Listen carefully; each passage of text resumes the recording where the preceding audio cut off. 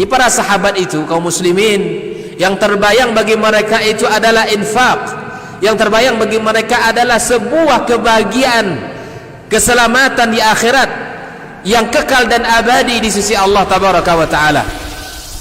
Semua kita boleh klaim sekarang, kamu cinta Nabi, cinta Ustaz. Cinta Nabi, cinta Ustaz. Termasuk saya, cinta Nabi, cinta. Dapat tahunya besok di akhirat. Maka apa kata Nabi sallallahu alaihi wasallam? Amalur rajuli biyadih. Penghasilan yang terbaik adalah pekerjaan yang dilakukan oleh seseorang dengan tangannya sendiri. Wa kullu bai'in mabrur, dan setiap jual beli yang mabrur.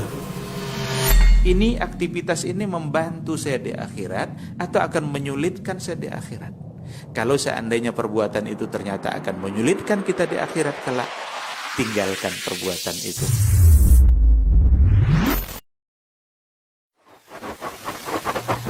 Barometer amal kita saleh tak salehnya di salat kita. Bila salat kita ikhlas dan sesuai dengan sunnah Nabi SAW, maka insya Allah amalan yang lain mengikut. Ini aktivitas ini membantu saya di akhirat atau akan menyulitkan saya di akhirat? Kalau seandainya perbuatan itu ternyata akan menyulitkan kita di akhirat kelak, tinggalkan perbuatan itu.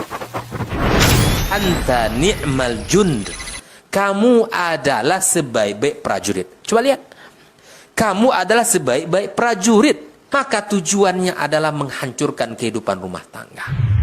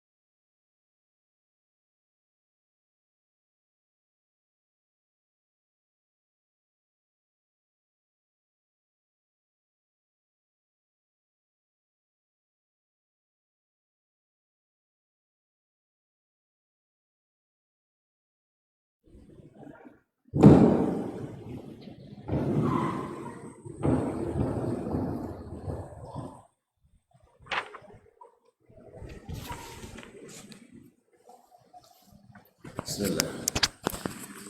Assalamualaikum warahmatullahi wabarakatuh.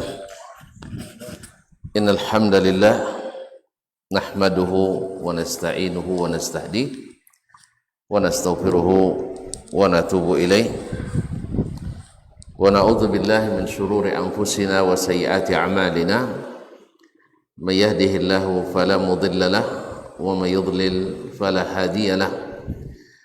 أشهد أن لا إله إلا الله وحده لا شريك له وأشهد أن محمدا عبده ورسوله لا نبي بعده يا أيها الذين آمنوا اتقوا الله حق تقاته ولا تموتن إلا وأنتم مسلمون يا أيها الناس اتقوا ربكم الذي خلقكم من نفس واحدة وخلق منها زوجها وبث منهما رجالا كثيرا ونساء واتقوا الله الذي تساءلون به والأرحام إن الله كان عليكم رقيبا يا أيها الذين آمنوا اتقوا الله وقولوا قولا سديدا يصلح لكم أعمالكم ويغفر لكم ذنوبكم ومن يطع الله ورسوله فقد فاز فوزا عظيما أما بعد فإن أصدق الحديث كتاب الله وخير الهدي هدي محمد صلى الله عليه وسلم وشر الأمور محدثاتها وكل محدثة بدعة وكل بدعة ضلالة. Ma'asyiral kiram, Bapak dan Ibu-ibu, saudara-saudara dan saudari jemaah salat maghrib dan insyaallah Isya di Masjid Utsman bin Affan radhiyallahu anhu di Bukit Sendayan, yang saya muliakan, saya hormati, yang saya cintai, ataupun yang menyaksikan melalui media dimanapun berada. Alhamdulillah, kita bersyukur kepadanya pada kesempatan yang mulia ini kita masih diizinkannya untuk sama-sama berada di salah satu dari rumahnya. Mudah-mudahan kita menjadi tamu yang berkesan sehingga di saat kita selesai masing-masing dapat bingkisan, yaitu berupa ilmu, iman dan ampunan dari Allah Tabaraka wa Ta'ala.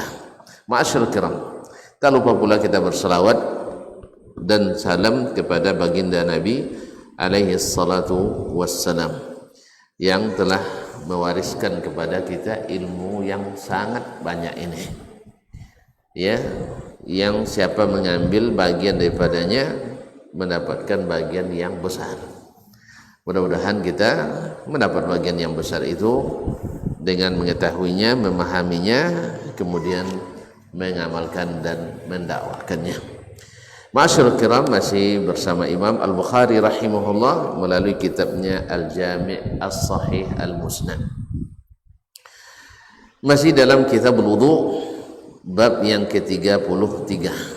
Qala rahimahullah, babul ma'il ladzi yughsalu bihi sya'rul insan. Bab tentang air yang dibasuh dengannya rambut manusia.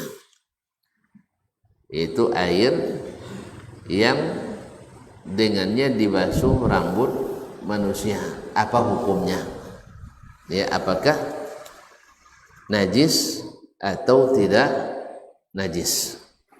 Sebab kalau najis tidak boleh masuk ke dalam bejana tempat wuduk kita atau tempat mandi kita.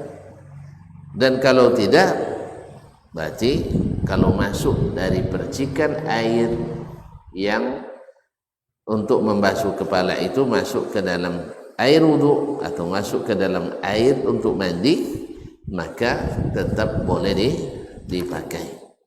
Nah, zahirnya wallahu taala alam, seperti kata Imam Ibnu Hajar rahimahullah, Imam Al-Bukhari rahimahullah, mazhabnya adalah bahwa hukum air tersebut adalah at-taharah, adalah suci. Apa sebab? Alasannya li'annal mughtasil qad yaqa'u fi ma'i ghaslihi min sya'rihi. Sebab orang yang mandi, ini bicaranya tentang mandi wajib nih ya. Nah, Orang yang mandi bisa saja masuk air ke dalam bejananya dari bekas atau percikan dari kepalanya atau dari rambutnya. Andainya dia najis, pasti ikut pula air itu bernajis karena bertemu dengan air yang bekas membasuh rambut. Intinya, dan ini tidak dinukil dari Nabi sallallahu alaihi wasallam, walaupun qala an-nabi sallallahu alaihi wasallam annahu tajannaba dzalika fi ightisalihi. Nabi menghindari itu ketika mandinya. Ya, kalau seandainya najis, tentu Nabi menjauh dia kan, jangan sampai masuk air yang disiramkan ke rambutnya ke dalam bejana.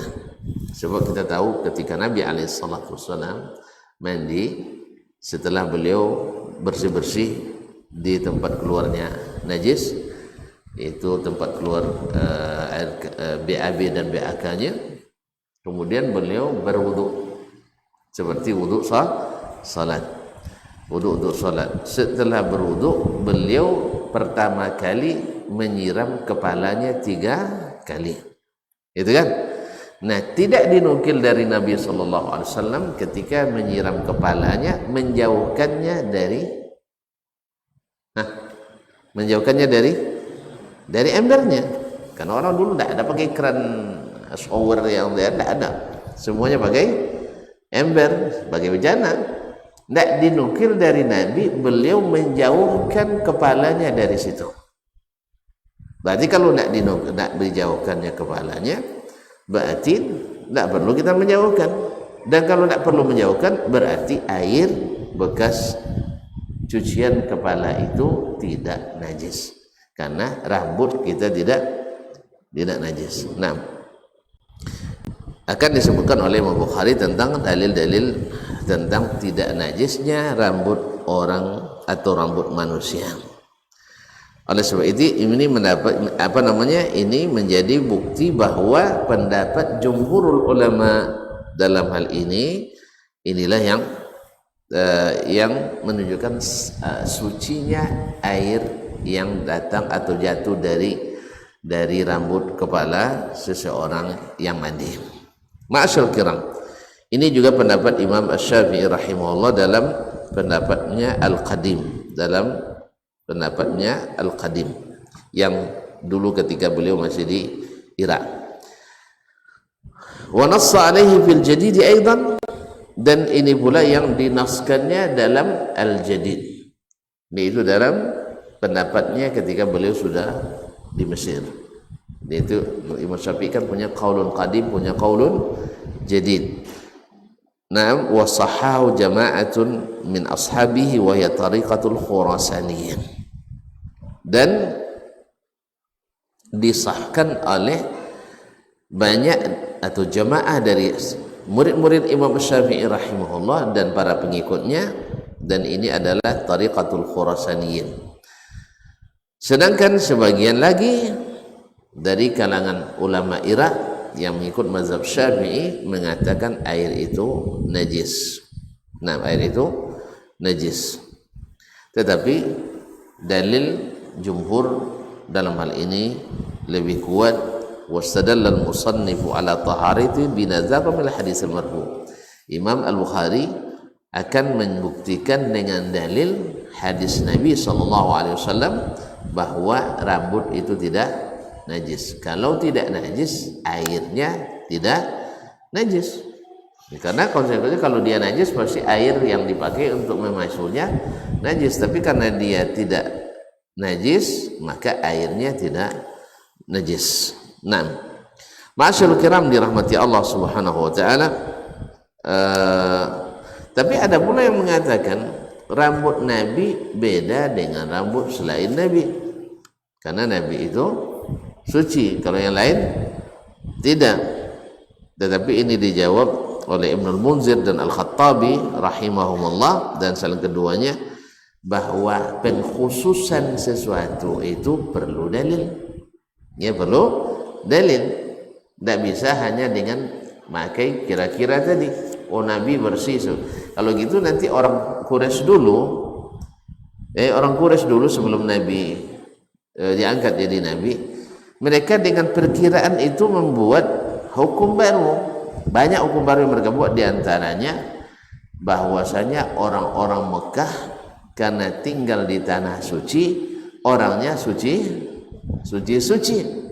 sehingga orang yang tinggal di luar Mekah tidak dijamin suci. Apa dalilnya?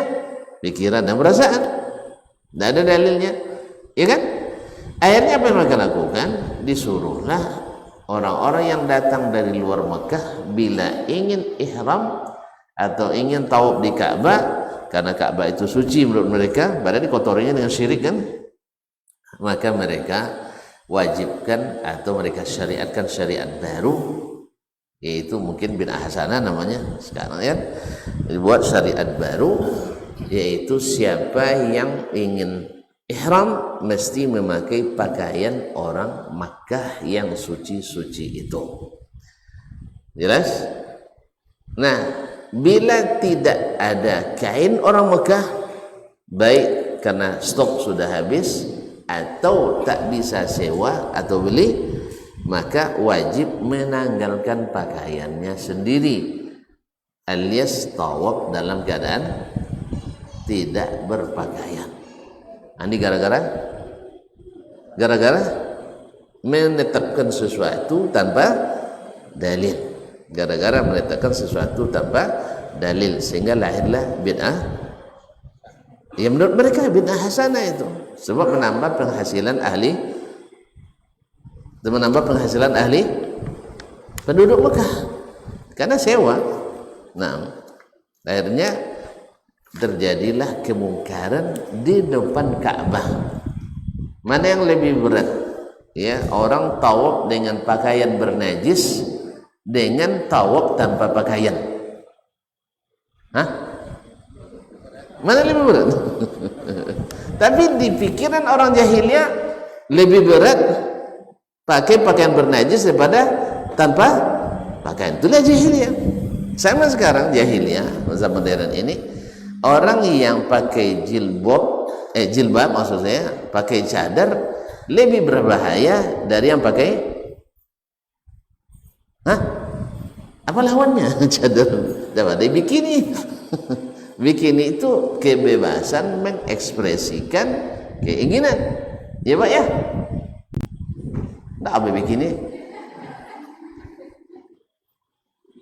tak apa bikini. Tak, alhamdulillah, antum tak apa. Alhamdulillah. Nah, dianggap itu kebebasan, sedangkan pakai cadar itu adalah menakutkan, karena pikirannya jahiliyah.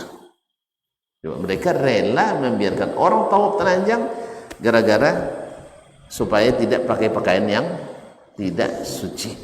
Allah musta'an. Kalau itu sebenarnya bisa dijawab dengan logika jahiliyah juga dipakai. Kalau gitu nanti ujung-ujungnya yang bukan ahli Makkah, yang kotor kan bukan pakaiannya aja, termasuk badannya, termasuk jiwanya, tak boleh tawaf di Ka'bah nanti. Akhirnya yang tahu hanya Ka'bah. Kok tidak gitu mereka? Nah, kenapa tidak diputuskan seperti itu? Rugi ahli Makkah, tidak ada yang datang. Akhirnya itulah aturan manusia, kaum muslim manusia selalu kalau ada patwi, hilang patwi naik ke 7. Patutnya juga tidak boleh tahu mereka. Apa salah? Karena yang tidak suci itu bukan hanya pakaiannya, tapi juga jiwa dan badannya, karena mereka tinggal luar Mekah. Tapi tidak mereka tetapkan itu. Apa asal? Karena merugikan atau mengurangi penghasilan. Allahumma musta'an. Baiklah kaum muslimin, balik ke sini bahwa sebagian seperti sebagian mengatakan dia bahwa rambut Nabi khusus tanpa dalil kan, maka dijawab oleh Imam Ibn Munzir dan Khattabi dan keduanya ini perlu dalil, karena tidak bisa dikatakan khusus. Sebab kalau demikian nanti orang akan menolak syariat dengan dalih ini khusus Nabi, dan itu banyak ya. Banyak yang terjadi bahwa hadis tak bisa lagi dipakai sekarang karena khusus di zaman Nabi. Harus secara kontekstual, tidak cukup dengan tekstual saja. Akhirnya mereka tidak mau menerapkan sunnah Nabi Sallallahu Alaihi Wasallam. Misalnya ketika kita menyebut Nabi suka pakai gamis, pakaian yang paling suka Nabi adalah gamis, lalu dikatakannya enggak, itu khusus di zaman Nabi karena Nabi orang Arab, oleh sebab itu pakai gamis tidak dianjurkan. Taib, seharusnya juga kita pikiran sama. Jas ini juga kesukaan orang Barat dan tidak sesuai juga dengan iklim tropis Indonesia. Jelas ya? Mana lebih senang pakai gamis atau pakai jas? Mana yang lebih senang? Senang gamis lagi, bahannya tipis, sakunya besar, ya kan? Sakunya besar. Kalau PB22 banyak tersimpan goreng dalam. Iyalah. Kalau jas panas, pakai dasi lagi. Subhanallah, awak dah buka dado masih kepanasan juga. Ini ditutup pakai dasi. Tidak sesuai dengan negeri kita. Tapi dia pakai itu. Alasannya, padahal itu bukan asli Indonesia. Nah, jadi pikiran terbalik ini banyak terjadi kaum muslimin muslimat dirahmati Allah. Jadi kita sebenarnya kalau mencintai Nabi pakai. Kalau antum mencintai orang non muslim, tampak di situ kan. Jadi kita cintanya pakai gamis karena Nabi Sallallahu Alaihi Wasallam mencintainya. Oh, tidak boleh. Karena apa? Karena pikiran terbalik tadi. Ma'asyiral kiram dirahmati Allah Subhanahu wa taala. Baik. Kemudian dia oleh Imam Al-Khattabi rahimahullah bahwa khususnya ini tidak boleh ditetapkan kecuali dengan dalil, karena hukum asalnya semua yang dilakukan Nabi, semua yang ditetapkan Nabi berlaku secara umum, tidak boleh dikhususkan kecuali ada dalil yang mengkhususkannya. Ma'asyiral kiram dirahmati Allah Subhanahu wa taala. Kemudian kalau seandainya ini dikatakan nanti ada efek-efek hukum lainnya, turunannya. Misalnya Nabi dalam hadis Aisyah radhiyallahu anha, Aisyah melihat bekas mani di sarung Nabi sallallahu alaihi wasallam. Lalu Nabi Aisyah mengoreknya dengan apa nih? Dengan kukunya. Nah, di situ para ulama mengatakan bahwa mani tidak najis. Nanti dia jawab lagi oleh yang lain nanti, dan ini tidak ada dalam mazhab Imam Asy-Syafi'i rahimahullah, bahwa kalau dia itu berarti ini khusus untuk Nabi saja, sedangkan yang lain najis. Dan ini tidak ada yang mengatakan dalam mazhab, dan banyak lagi turunan-turunan yang lain yang mengatakan itu. Oleh sebab itu tidak boleh ada pengkhususan kecuali dengan dalil. Sama juga dengan ibadah-ibadah tertentu tidak boleh disebutkan, ditentukan secara khusus kecuali dengan dalil. Sebagaimana yang khusus, misalnya khususnya Nabi, tidak boleh pula dilakukan oleh umatnya. Kalau itu khusus Nabi, tidak boleh dilakukan umatnya kecuali dengan dalil pula. Demikian juga ibadah yang dikatakan Nabi secara umum tidak boleh dikhususkan kecuali dengan dalil. Dan ibadah yang dikhususkannya tak boleh pula diumumkan kecuali dengan dalil. Jelas tak? Nah. Jadi kalau pakai dalil sudah payah buat gambarnya. Mana payah? Justru mereka yang senang, awak yang payah buat gambar. Nah, dulu mereka kalau pakai dalil jarang berbantah. Awak kalau pakai dalil suka berbantah. Allah musta'an. Kaum muslimin dan muslimat dirahmati Allah SWT, wal haqqu hukmu jami'il mukallafin bil ahkam at-taklifiyah illa fi ma khassa bid dalil. Dan hukumnya pada asalnya adalah sama dengan hukum semua orang yang mukallaf, dan tak ada yang boleh dikhususkan kecuali ada dalil. Lalu dikatakan oleh Ibnu Hajar rahimahullah, wa qad takatharatil adillatu ala taharati fadlatihi wa addal a'immatu dzalika min khasa'isih. Dan banyak sekali dalil yang menunjukkan bahwa fadlatihi, yaitu sisa-sisa atau bekas-bekas Nabi alaihi salatu wassalam, baik liurnya, keringatnya dan sebagainya, itu adalah suci. ala taharati fadawatihi wa addal a'immatu dzalika fi khasaisih, dan para ulama menganggap itu sebagai khususan Nabi sallallahu alaihi wasallam dalam kekhususannya. Fala yultafatu ila mawqa' bi kutubi katsir min asy-Syafi'iyyah mimma yukhalifu dzalika faqad istaqarra al-amru baina a'immatihim ala al-qawli bit-taharah wa hadza kulluhu fi sya'ril adami. Dan tidaklah dipandang apa yang terdapat dalam banyak buku Syafi'iyah yang mengatakan tidak sucinya, sebab sudah tetap di dalam perkataan para imam mereka bahwasanya rambut itu adalah suci.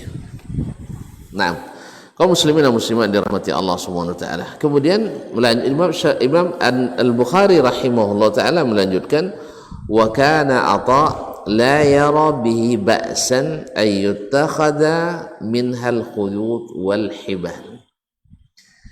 Oleh sebab itu Atha ibn Abi Rabah rahimahullah, Atha bin Abi Rabah rahimahullah, salah seorang imam di tabi'in, mengatakan tidak apa-apa rambut itu, maksudnya rambut orang yang haji. Sebab Atha itu muftinya musim haji di masa pemerintahan Harun ar-Rasyid atau selainnya, atau Abdul Malik bin Marwan, saya lupa.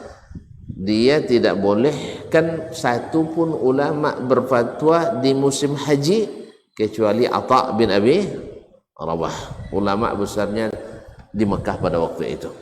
Jadi kalau masalah haji di musim haji hanya dia yang boleh berfatwa, yang lain tidak boleh. Masya Allah, hebat tuh. Nah, maka beliau mengatakan rambut orang yang tahallul, kan setiap tahallul selesai haji rambutnya dipotong atau dicukur. Maka Imam Atha mengatakan boleh digunakan untuk membuat tali atau benang-benang. Atau buat donat kayak. Nah, kaum muslimin dan muslimat dirahmati Allah. Karena ada kabarnya itu jadi bahan dasar pengembang donat. Penanang enggak? Maka hati-hati boleh donat. Sebab tidak semua yang tidak najis boleh dimakan. Ini kan meja kan enggak najis nih kan? Boleh dimakan? Ya enggak. Kara najis enggak boleh dimakan? Ya enggak. Nah, rambut kita bicara tentang masalah najis tidak najis, bukan masalah boleh tidak boleh dimakan. Nah, sebagian menjadikannya sebagai pelunak donat. Ya, saya tidak tahu donat apa. Carilah sendiri. Ada sebagian mengatakan itu. Ya. Makanya kalau nak beli donat, nggak boleh perlu tanyakan, kau pakai abu kan? Awak jangan kan buat bahan pakai donat lepas bos buat soleh lam nasi pasal yang sedoge dulu. Kau bini kena wangi sudah itu. Padahal abu lah berhasil lah bila kuman kan. Lah kan apa jarang loh. Lah ngelaga. Nah, tapi begitu kita. Ya Pak. Bahkan ada cerita dulu orang preman-preman setu masuk waktu tua dulu. Nah, makan dia mau makan. Nya ndak mau pitiran. Nak legend bayu ambil bawa taklah nasi tu dah. Sudah tu bawa pelayan. Kamangnya nya. Apa Pak?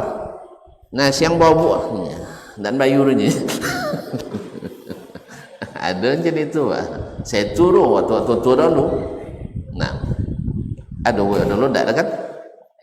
Ada ya buat. Cita. Ada dulu tu. Masyarakat kiram dirahmati Allah SWT.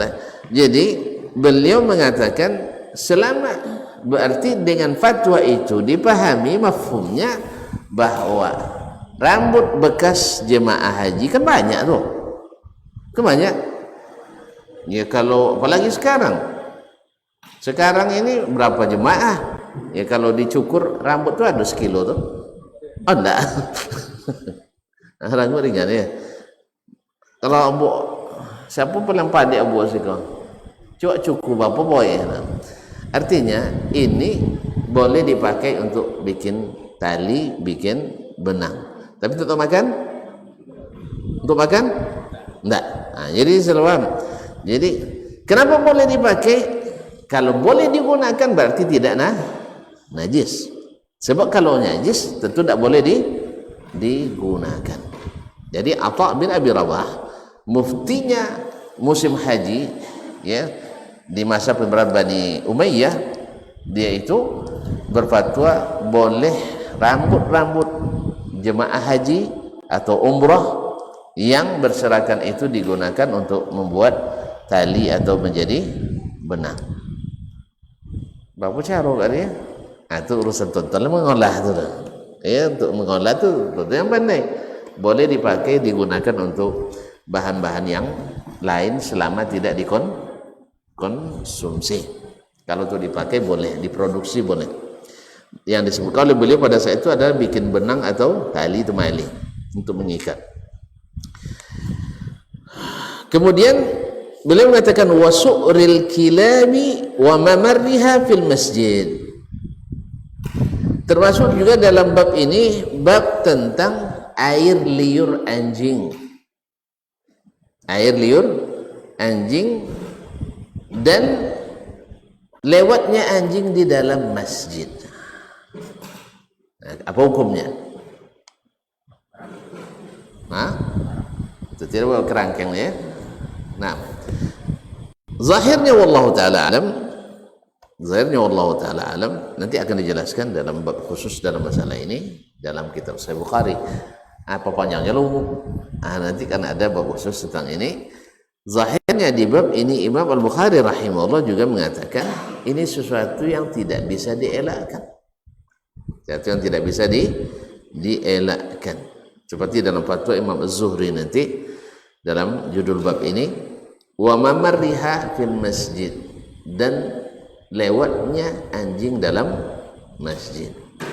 Karena dulu masjid Nabi kan dari tanah, jadi tidak berpintu pula, tidak ada. Kadang-kadang anjing lewat dan nah, di dalam riwayat lain ada kalimat wa akliha, bahkan kalau anjing itu makan di dalam masjid, mungkin dapat tulang di luar ya, sudah itu bawa ke dalam masjid. Anjing kan tak, saya hebat anjing tetap puangai sancak-ancak puangai anjing tetap binatang. Ia tetap binatang. Jadi tidak fikir nyerah ikam saji untuk sampai orang salat atau apa. Nah, makanya awak jangan cadenya orang wangi-wangi kaum muslimin dan muslimat dirahmati Allah. Makanya di sini wallahu alam ini khilaf di antara ulama tentunya. Nanti akan ada pada masanya insyaallah taala, yaitu tentang kalau dia lewat anjing itu kan selalu liurnya menetes, ya kan? Nah, apakah ketika dia lewat dalam masjid atau makan dalam masjid itu boleh atau tidak, atau mesti disamak dan sebagainya? Nanti ada bab khusus dalam masalah ini. Tapi zahirnya dari cara Imam Bukhari menyebutkannya juga tidak mesti dibersihkan. Nah, wallahu a'lam. Wa qala Az-Zuhri, berkata Imam Az-Zuhri. Imam Az-Zuhri adalah Imamul A'immah, imamnya para imam. Dia murid-muridnya Imam Malik, murid dia itu. Imam Al-Auza'i murid dia. Ya, Imam Sufyan bin Uyainah muridnya, Sufyan Ats-Tsauri muridnya, dan masih banyak lagi para imam. Sebab beliau adalah satu dari 6 orang tabi'in yang menjadi perpusaran sanad hadis. Di masa tabi'in itu ada 6, ini 4 ya, 6 gini ya. Ini 6. Nah, 6 tabi'in di mana sanad-sanad hadis berporos pada mereka ini. Artinya hampir tidak ada hadis yang sanadnya kecuali melewati mereka. Jelas? walaupun sebagiannya ada diriwayatkan oleh yang lain, tetapi yang ada pada yang lain ada pada beliau, dan tidak semua yang ada pada beliau ada pada yang lain. Mereka ada 6 orang. Masih lupa? Kalau masih lupa saya ingatkan. 6. Satu, Az-Zuhri, yaitu Abu Bakar Muhammad ibn Muslim ibn Ubaidillah ibn Abdullah ibn Amr ibn Hisham ibn Shihab Az-Zuhri di Madinah. 2, Qatadah ibn Di'amah As-Saddusi di Basrah. 3, Amru ibn Dinar Al-Makki di Makkah. 4, Yahya ibn Abi Kathir Al-Yamami thumma Al-Basri di Basrah. 5, Abu Ishaq Amru bin Abdullah bin Amr As-Sabi'i di Kufah. Kemudian Sulaiman bin Mahran Al-Kahili Abu Muhammad Al-Kufi Al-A'mash juga di Kufah.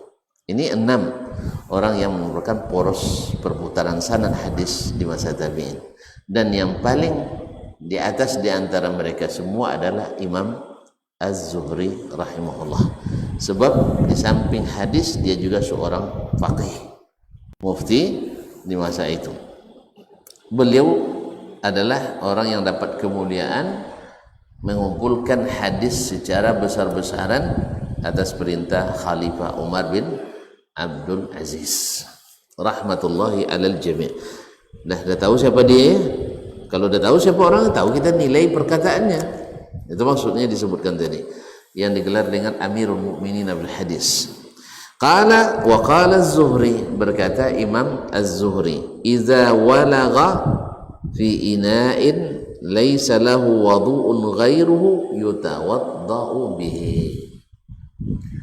Apabila anjing itu menjilat tempat wudunya, air yang dia pakai, wudu itu air yang dipakai untuk wudu, lalu dijilat oleh anjing dan dia tidak punya air kecuali itu, nah gimana hukumnya? Tanya ke Imam Zuhri tadi. Ya, yutawadda'u bihi, tetap boleh dipakai untuk berwudu, tapi dengan syarat tidak ada yang lain. Khilaf juga nanti di antara para ulama, sebab ya yang lain mengatakan ini kan najis mughalladhah, najis yang berat, ya harus disamak, masa dipakai untuk berwudu, dipakai untuk berwudu. Tapi Az-Zuhri melihat dari bab ini karena tidak ada air wudu selain itu, maka boleh dipakai berwudu. Nah, pendapat Zuhri ini dikomentari oleh seorang faqih yang juga ahli fikih dan hadis besar, yang menjadi perpustakaan fatwa pula di zamannya. Di zaman beliau ini ada beberapa orang ulama yang menjadi rujukan fatwa umat Islam di dunia waktu itu. Salah satunya Imam Ats-Tsawri di Kufah, Imam Al-Auza'i di Syam, Imam Malik di Madinah, Imam Lais ibn Sa'd di Mesir, kemudian Imam Sufyan bin Uyainah di Mekah. Mereka ini adalah rujukan untuk fatwa pada zaman itu. Salah satunya Imam Ats-Tsawri, Sufyan bin Sa'id ibn Masruq Ats-Tsawri alaihi rahmatullah. Ma'asyal kiram, apa komentarnya terhadap pendapat Az-Zuhri ini? Hadzal fiqhu bi'ainihi, inilah sebenarnya fikih. Inilah sebenarnya fikih. Artinya apa? Air wudu enggak ada, yang ada hanya itu. Kemudian dijilat oleh anjing, maka dipakai untuk berwudu. Nanti Imam Al-Auza'i lain lagi dia bilang dia berwudu kemudian bertayamum. Apabila dia ragu pada kesucian air tadi, maka dia bertayamum. Ini mungkin yang seperti ini di kita kan ada nih. Awak jen kan dia pula. Lalu aja situlah bahasa yang itu kan. Karena kita kebanyakan air. Ini kan konteksnya memang di saat tidak ada air. Alhamdulillah kita melimpah banjir-banjir pula kita. Allah musta'an. Baiklah kaum muslimin dan muslimat dirahmati Allah, yaqulullahu ta'ala falam tajidu ma'an fatayammamu. Bila kalian tidak mendapatkan air maka bertayamum. Wa hadza ma'un, dan ini air. Jadi istimbatnya Az-Zuhri itu kan boleh tayamum bila tidak ada air, dan ini ada air katanya. Dan ini ada air. Yang lain akan jawab, iya ada air tapi airnya bernajis. Kan itu. Nah, wa fil nafsi minhu syai'. Imam Al-Bukhari sepertinya tidak ridha dengan pendapat Az-Zuhri ini, termasuk tidak ridha dengan pendapat Imam Ats-Tsauri ini yang mengomentari inilah fikih sebenarnya, karena Allah berfirman tadi kan, falam tajidu ma'an fatayammamu sa'idan thayyiba. Kalau tidak ada air kalian bertayamum, dan ini ada air, kenapa kalian tayamum? Pakai untuk uduk katanya. Maka Imam Al-Bukhari mengatakan wa fin nafsi minhu syai'un, atau Imam Ats-Tsauri, Imam Ats-Tsauri ini mengatakan dari Imam Ats-Tsauri rahimahullah, dalam hati ada sesuatu, dalam hati agak ragu. Oleh sebab itu yatawaddau bihi wa tayammam.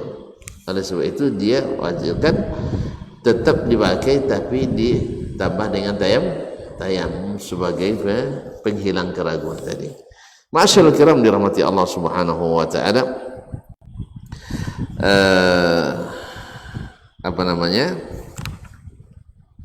Ini pendapat yang dikatakan oleh Imam Az-Zuhri, kemudian diamini oleh Imam Sufyan Ats-Tsauri rahmatullahi taala alaih. Ma'asyiral kiram dirahmati Allah. Adapun fatwanya Sufyan Ats-Tsauri, yaitu bertayamum setelah wudu dengan air yang dijilat oleh anjing tadi, karena beliau melihat bahwasanya air itu dikeragui. Air itu dikeragui. Apa sebab? Min ajli ikhtilaf. Karena terjadi ikhtilaf di antara ulama antara boleh dengan tidak boleh. Fahtata lil ibadah. Maka beliau berhati-hati karena ini masalah ibadah. Sebab itu tidak cukup hanya dengan wudu tapi tambah tayamum. Ini ijtihad beliau. Tapi ya wallahu alam, ya ini dijawab oleh yang lain. Kalau ini dipakai, akhirnya awalnya badannya bersih, suci. Tak perlu dia memakai air yang dikeragui najis. Akhirnya badannya najis. Minimal diragukan kesuciannya. Karena memakai air yang diragukan kesuciannya. Maka pendapat Ats-Tsauri ini tidak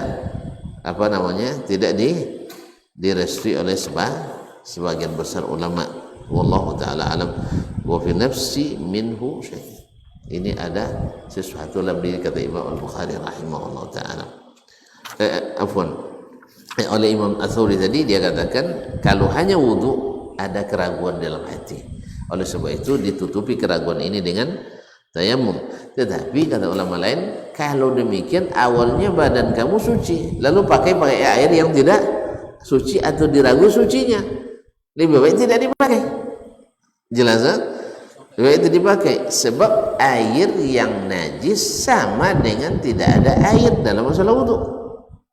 Jelas kan? Nah, ini ada air, ya, sama tapi bernajis, tidak ada air selain itu, hukumnya sama dengan tidak ada air sama sekali, karena najis tidak boleh dipakai. Najis tidak boleh dipakai. Masa najis untuk bersuci? Nah, cuman Imam Ats-Tsauri melihat ini maskukun, diragukan karena terjadi ikhtilaf. Jadi segala masalah yang tidak sharih masalahnya, dia menganggap sesuatu tidak diragukan. Oleh sebab itu yang para ulama mengatakan, atau sebagian imam mengatakan, yang lebih baik adalah air itu ditumpahkan saja karena sudah bernajis. Oh, berarti membuang-buang? Enggak. Membuang yang tidak membuang sesuatu yang tidak bermanfaat itu tidak termasuk dilarang. Contoh, Ya, awak lah bangi nasi tahu di rice cooker. Tiba-tiba sahur pagi lah basi. Tu dimakan juga? Hah? Makan pawi sepanjang hari gitu. Jadi tetap tidak makan karena nasi basi berbahaya bagi kesehatan karena ada sudah mikrobanya, sudah ada bakteri di dalamnya. Maka membuang sesuatu yang tidak bermanfaat apalagi bermudarat itu tidak dilarang. Sebagaimana membuang sesuatu yang dibolehkan oleh syariat tidak mubazir, tidak mubazir. Wallahu taala alam. Kaum muslimin dan muslimat dirahmati Allah SWT, sepertinya sudah azannya. Nah, kita azan dulu.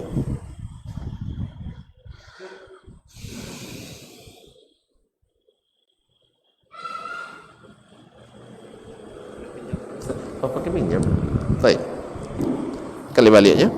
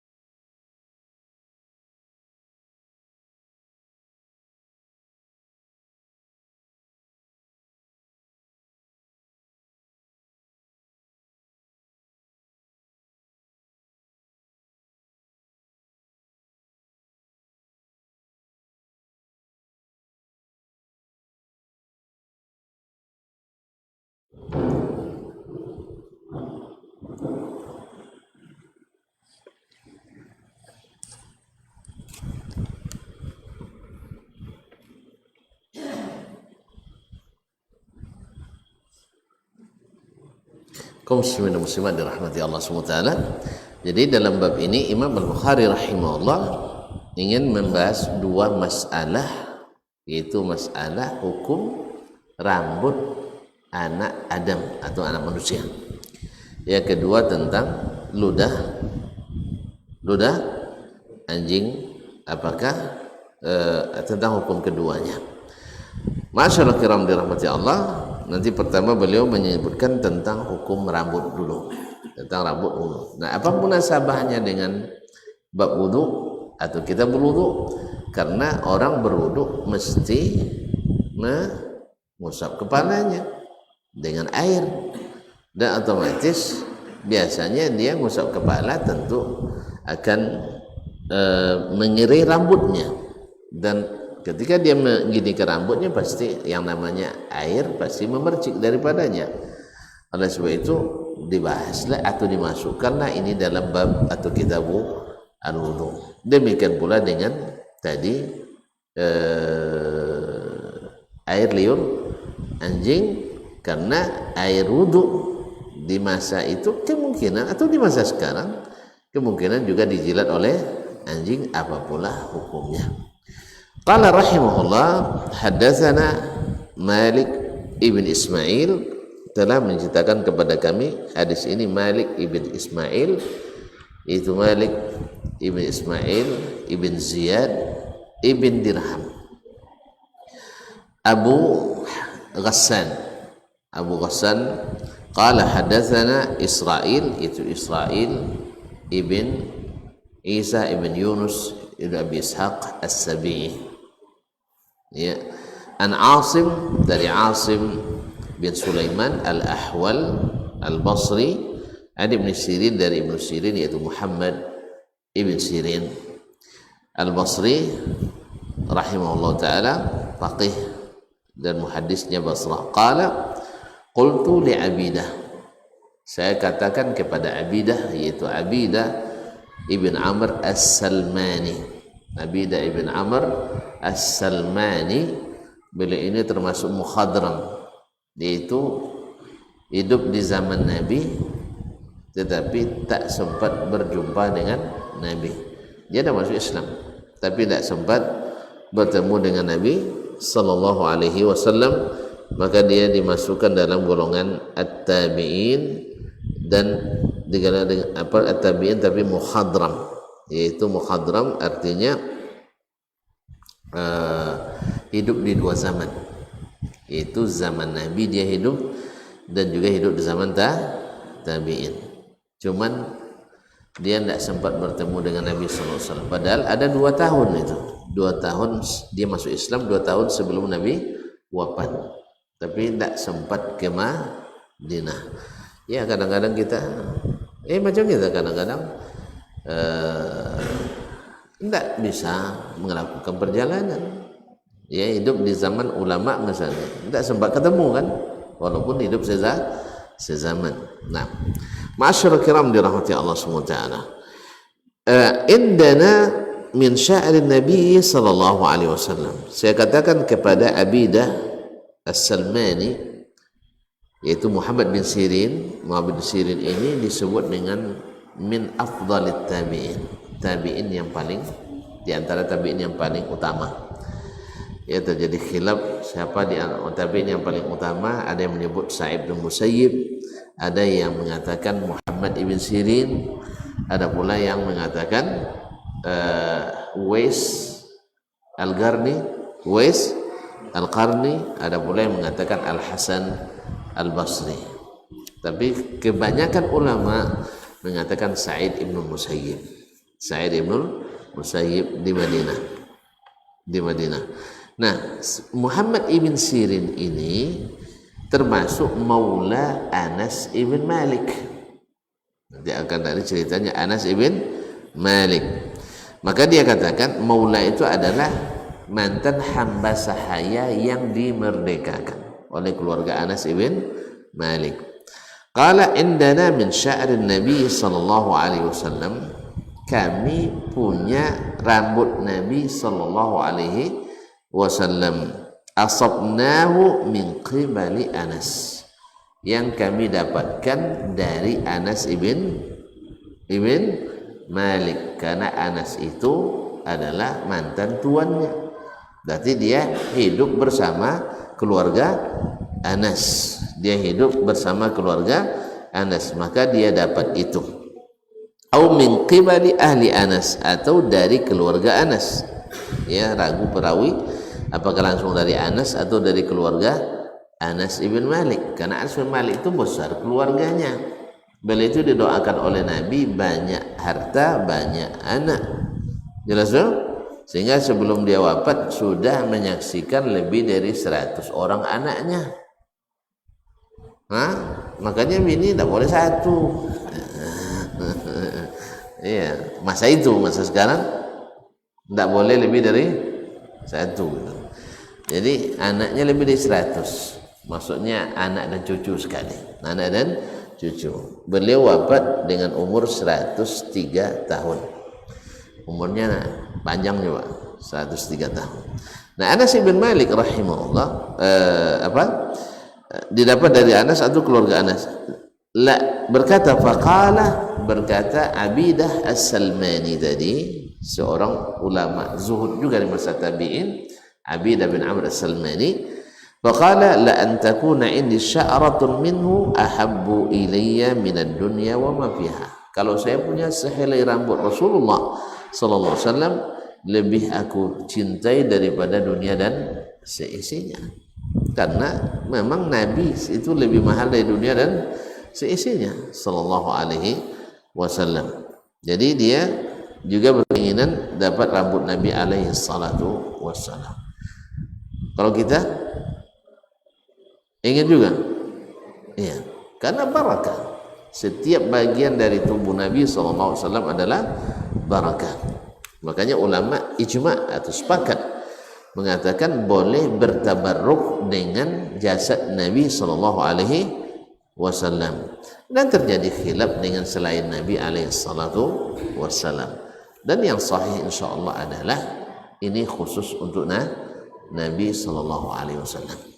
Selainnya tidak disyariatkan bertabarruk dengan anggota tubuhnya. Jelas? Ada khilaf syadid dalam masalah ini. Kalau hari ini yang tak membolehkan tabarruk dianggap Wahabi. Dia kan. Kalau yang boleh kan berarti babi-abi.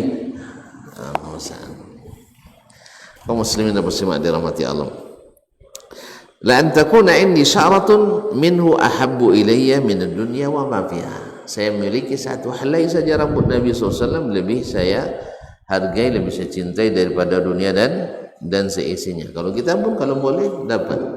Ya, oleh sebab itu sebagian orang banyak pula yang membuat mengklaim punya rambut Nabi SAW. Tapi untuk lemu kadang itu salah. Ya, untuk lemu kadang. Dan kita tidak tahu apakah sampai hari ini masih ada. Kalau di Turki ada museum, ada rambut Nabi, tapi tidak tahu panjangnya bermeter-meter. Nah, padahal rambut Nabi itu dalam syama'ilnya disebutkan sebahu. Kalau sebahu ada semeter, kecuali leher Nabi 1 meter itu, maka diragukan kebenarannya. Karena Nabi SAW memanjangkan rambut hanya sampai sebahu, tidak sampai ke pusar. Nah, ini kalau 1 meter lebih bisa sampai ke pusar, maka dikeragui apakah itu rambut Nabi alaihi salatu wassalam. Karena juga tidak diketahui apakah masih ada atau tidak. Dan yang mengatakan itu tidak jelas silsilahnya dari siapa ke siapa. Wallahu taala a'lam. Ma'asyiral kiram dirahmati Allah Subhanahu wa taala. Saya berarti Imam Al-Bukhari rahimahullah memahami dari hadis ini kalau rambut itu boleh disimpan, berarti barangnya tidak najis. Itulah istinbat Imam Al-Bukhari rahimahullah. Berarti Imam Bukhari faqih juga ya. Imam Bukhari adalah faqihnya muhaddisin. Nah, makanya dia bilang dimasukkan dalam bab ini karena menjadi dalil bahwa rambut itu tidak najis, sebab menyimpan najis tidak dibolehkan. Nah, tidak dibolehkan. Maka rambut Nabi berarti rambut tidak najis. Ada klaim khusus Nabi juga sudah dijawab tadi oleh para ulama, tidak ada dalilnya. Kemudian berkata beliau, haddatsana Muhammad ibn Abdurrahim, Muhammad ibn Abdurrahim masyhur Al-Wasiti, qala akhbarana Sa'id bin Sulaiman, telah menyampaikan kepada kami hadis Sa'id bin Sulaiman juga Al-Wasiti. Nah, qala hadatsana Abbad, telah menyampaikan kepada kami Abbad, itu Abbad ibn Abbad Al-Muhallabi, qala an ibni Aun, dari Ibnu Aun yaitu Abdullah ibn Aun Al-Basri, ya, salah seorang imam ahli sunnah di masanya di Basra. An ibni Sirin, dari Ibnu Sirin. Ini sebenarnya Imam Al-Bukhari sanadnya di sini seperti disebutkan oleh Ibnu Hajar nazil, sebab dia mendengar dari syekhnya, dari dari jalan. Dia sebenarnya Sa'id bin Sulaiman ini juga gurunya Imam Al-Bukhari rahimahullah. Dia sekarang mengharapkan daripadanya dengan perantara. Bahkan beliau juga meriwayatkan dari murid-muridnya atau dengan yang setara dengan Abbad bin Abbad Al-Muhallabi. Qala an Ibnu Sirin, dari Ibnu Sirin rahimahullah, an Anas, dari Anas bin Malik radhiyallahu taala anhu, anna Rasulullah sallallahu alaihi wasallam lamma khalaqa ra'sahu kana Abu Talha awwala man akhadha min sya'rih. Yaitu Anas menceritakan ketika Rasulullah SAW bercukur di haji wada. Ini di haji wada kisahnya, yaitu orang yang pertama mengambil rambut Nabi. Ketika Nabi bercukur itu, yang pertama mendapatkan rambut Nabi itu ada Abu Talha. Kenapa Abu Talha? Suami dari ibunda Anas, yaitu Ummu Sulaim. Tapi bukan ayah Anas, karena ayah Anas Malik ibn Nadhr, tapi ayah soboknya. Itu ayah soboknya, ayah tirinya. Tapi sebaik-baik orang untuk sebaik-baik suami untuk sebaik-baik istri. Abu Talha ketika turun ayat lan tanalul birra hatta tunfiqu mimma tuhibbun, kalian tak dapatkan kebaikan sampai kalian infakkan yang paling kalian cintai di harta kalian. Langsung dia datang ke Nabi sallallahu alaihi wasallam, ya Rasulullah, harta saya yang paling saya menjadikan favorit adalah bayruha, yaitu kebun kurmanya yang lebat dan subur, itu yang paling dia cintai. Maka dia katakan, ini saya fi sabilillah, untuk diinfakkan fi sabilillah. Lalu Nabi sallallahu alaihi wasallam katakan, ara an tada'aha fil qurbah, baiknya kau letakkan wakaf itu untuk karib kerabat. Akhirnya jadilah itu wakaf untuk karib kerabat Abu Talha radhiyallahu taala anhu, atau kerabat Nabi alaihi salatu wasallam. Yang jelas dia infakkan langsung, di cepatnya itu para sahabat itu, kaum muslim dan muslimat dirahmati Allah. Nah, Abu Talha adalah yang pertama mendapatkan itu. Wallahu taala alam.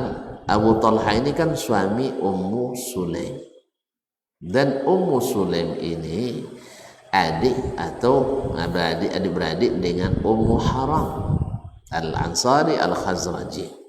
Banyak hadis mengatakan Nabi kadang tidur di rumah Ummi Sulaim, dan ada hadis dia tidur di rumah Ummi Haram.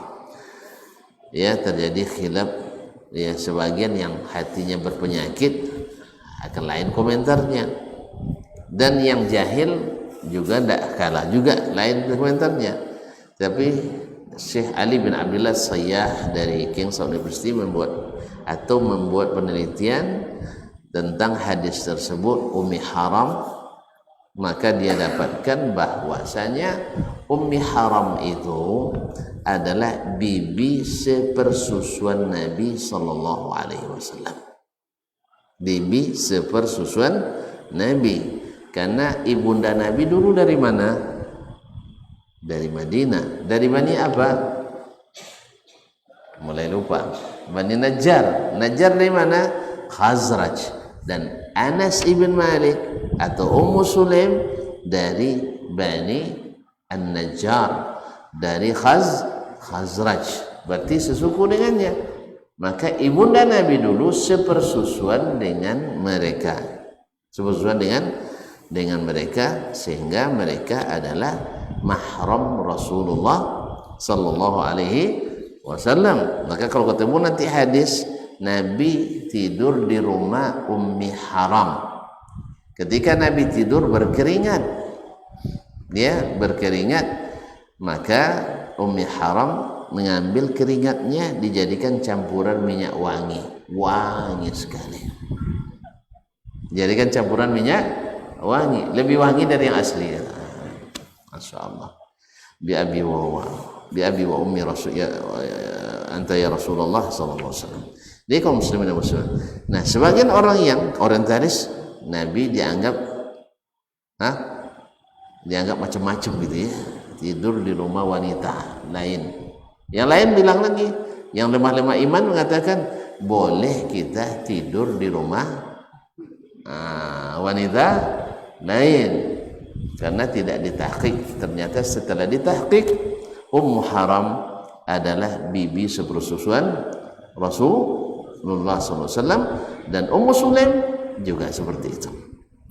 Nah, suami Ummu Sulaim itu Abu Talha, maka mendapat hadiah dari Nabi ketika Nabi dicukur oleh Abdullah bin Ma'mar atau Ma'mar bin Abdillah, ya, karena tukang cukur Nabi yang terkenal itu ada dua, yaitu Ma'mar bin Abdillah, dan ini yang mencukur Nabi di Haji Wada. Yang satunya adalah Khiras bin Amr, dan itu yang mencukur Nabi di Hudaybiyah ketika Nabi gagal untuk Khiras bin Umayyah. Saya bilang Amr tadi, Khiras bin Umayyah, dan ini yang mencukur Nabi di Hudaybiyah ketika terjadi perjanjian Al-Hudaybiyah tahun ke-6 Hijriah. Sedangkan yang menjadi pencukur Nabi di Haji Wada adalah Ma'mar bin Abdillah. Maka pertama dicukur oleh Nabi bagian sebelah kanan. Nah, langsung diambil rambut yang itu, diserahkannya ke Abu Talha. Ini untuk kamu, untuk keluargamu. Masya Allah, hadiah istimewa rambut Nabi SAW. Lalu dicukur sebelah kiri, lalu diserahkan lagi ke Abu Talha. Ini bagi-bagikan ke kaum muslimin. Mana banyak dapat? Keluarga Abu Talha, karena keluarga beliau. Kan tadi saya bilang, pupu Habibi sepersusuan Nabi alaihi salatu wassalam. Nah, inilah yang sampai, kok bisa sampai ke Ibnu Sirin? Ibnu Sirin tadi maula keluarga Anas ibn Malik. Dia adalah maula, mantan hamba sahaya yang dimerdekakan oleh keluarga Anas. Dari situlah dia dapat rambut Nabi sallallahu alaihi wasallam. Dan Abidah bin Amr As-Salmani juga merasa istilahnya ghibtah, ingin kalau andainya dia juga dapat walaupun sehelai rambut Rasulullah SAW. Dan kita pun andainya kita mendapatkan walau hanya setengah helai rambut Rasulullah SAW, tetapi bukan untuk dijadikan sebagai jimat dan sebagainya, tapi adalah untuk tabarruk yang disyariatkan oleh Allah dan Rasulnya SAW. Makanya di sini dalalahnya terhadap bab ini jelas bahwa rambut itu tidak najis. Oleh sebab itu air yang digunakan untuk membasuh rambut otomatis tidak najis. Wallahu taala alam. Barangkali sampai di sini insyaallah kita sambung hadis selanjutnya tentang hukum masalah kedua, tentang air yang atau tentang liur anjing yang menjilat bejana, atau dia lewat dalam masjid atau makan dalam masjid, bagaimana hukumnya. Ya, sebab kalau seandainya nanti dikatakan harus dibasuh, dia makan di atas karpet bukan satu helai begini pula, karpetnya satu hamparan, itu satu helai, payah nyucinya kaum muslimin muslimat dirahmati Allah. Insyaallah sampai waktu yang akan datang insyaallah taala. Terima kasih dan mohon maaf. Kita tutup. Subhanakallah bihamdik, asyhadu an la ilaha illa anta astaghfiruka wa atubu ilaik. Wassalamualaikum warahmatullahi wabarakatuh.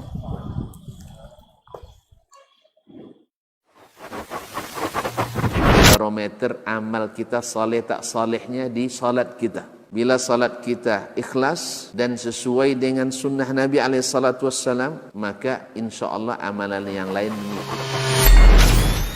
Ini aktivitas ini membantu saya di akhirat atau akan menyulitkan saya di akhirat. Kalau seandainya perbuatan itu ternyata akan menyulitkan kita di akhirat kelak, tinggalkan perbuatan itu. Anta ni'mal jund. Kamu adalah sebaik-baik prajurit. Coba lihat. Kamu adalah sebaik-baik prajurit. Maka tujuannya adalah menghancurkan kehidupan rumah tangga.